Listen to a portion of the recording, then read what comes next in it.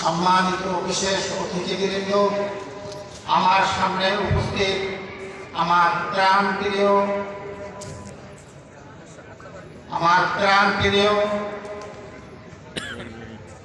সুধী ভাই ও বন্ধুরা, আসসালামু আলাইকুম ওয়া রাহমাতুল্লাহি ওয়া বারাকাতুহু।